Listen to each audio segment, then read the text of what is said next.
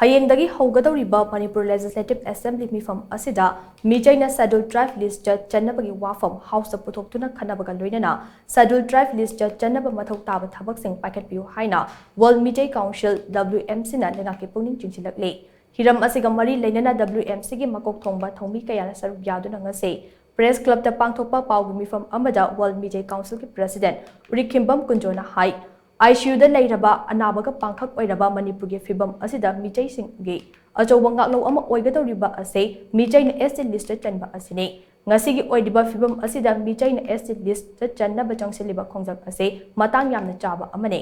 Meetai na ST list chanbaga mari lainana center na kumja English ngani shumna taraga humdoida state leingakta Meetai ge ethnography report amade latest socio economic survey report tharaknaba khangalakpa laikre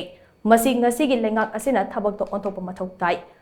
ngasidi Meetai na ST list chanba haiba ase Meetai chamagi manungda chamana pamle haiba ase haukibe chahigi November 10 dage kuntraga matoi fawba numit tarani chupna chathakiba miss call campaign aduna utkrabane Hauzik lamdam asida oiriba fibamsing ase yengduna Hayeng dagi hougadouriba Manipur Legislative Assembly meepham asida Meetai na ST da Channabagi Wapham House of Puthoktuna khanabiyo loinana MLA singna Wapham ase Assembly gi floor da thongna leina sagatpiyo Meetai na kumja English ngani shumna kun manga fawgi manungda ST list chathodhrabade amuk hana fukatpa ngamloidaba mangjaba ama furup asina phangane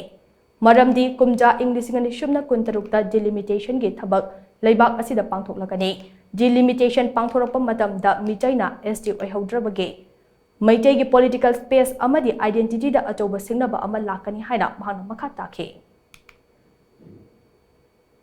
ngasi mak order thokna thu pakhaligasu NRC inner line permit system boundary fencing sing basa masi sahi khara adum changdo podam ne base si karimba state sarkar duna mating leidana garga taktana isang thongna pakhalagadi sahi mari mangang manungda su lobi yai natragadi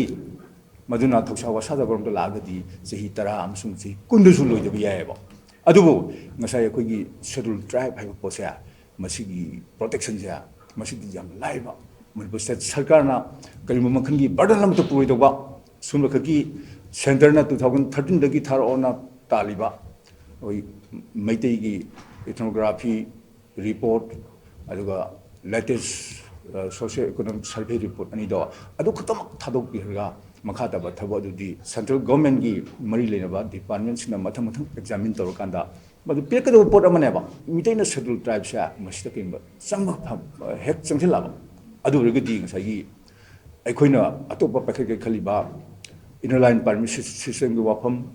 adi NRC adi boundary fencing punmuk sa masi koi progress lei behel kane akoi CS wajina akoina karimba